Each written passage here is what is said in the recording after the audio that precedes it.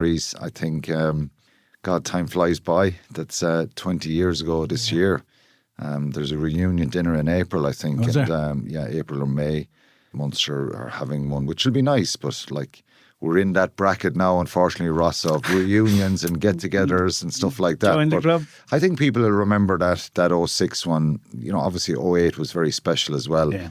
But, people for many, many years to come will remember where they were on that day, and particularly if they're from Munster, obviously. If they're from somewhere else, maybe not. But it was a special day for us, our families, and for all the supporters as well. Yeah, by 2006, it was a long road travel, it felt, and it was well deserved.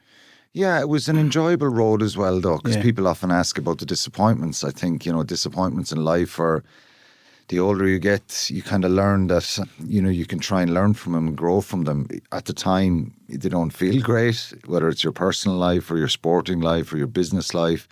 But I think most people have been successful in the world, have had setbacks, and that doesn't necessarily mean you have to have setbacks to be successful, because I tell my own son now, you don't have to have pain, misery, misfortune to make it in life or in sport or anything. Sometimes it can help and it can make you strong and it can prepare you for different challenges. Yeah, we had plenty of kind of disappointment and heartache, but we probably, back then we got over it fairly quickly, and it was, summer went pretty quick, and there was an excitement about maybe what we could do the following season. And, there were hard luck stories, and I suppose the Neil back when in 02, Leicester were a better team than us. We could have kind of got something out of that game. It was quite close. They had a star-studded English team in 2000 against Northampton. It was an unexpected final for us, really. They were probably a little bit battle-hardened. Rog missed a couple of kicks. He often talks about the adversity of that.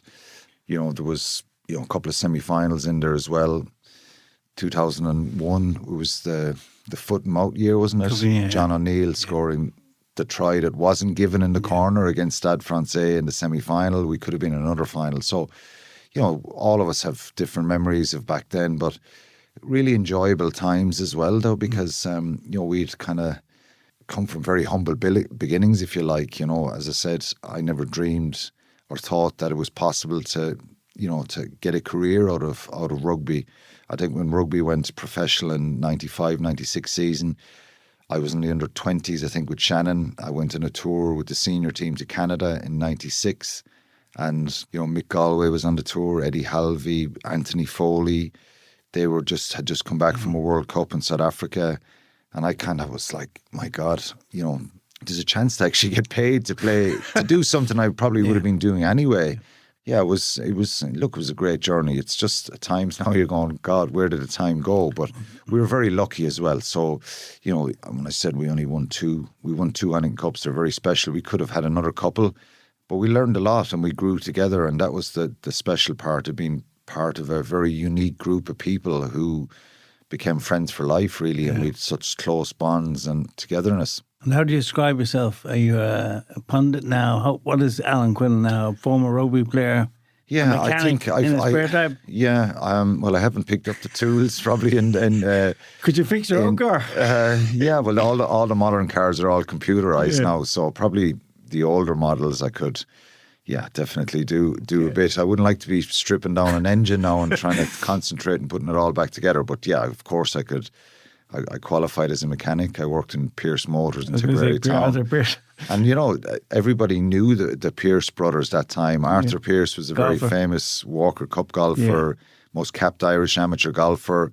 Most people said and thought that he would have gone on to the circuit and went professional and all that. But I still meet Arthur. I still play golf with him. I still meet Jerry. Did you ever want to, do you think?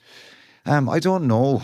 Sometimes these golfers are happy at amateur level. I think so. Maybe back then, Arthur was probably, again, I'm surmising and guessing, and I never really had that conversation with him, really. Because everybody expected him to go place. You often hear Pádraig Harrington or Darren Clark have spoken about him over the years, how they were in awe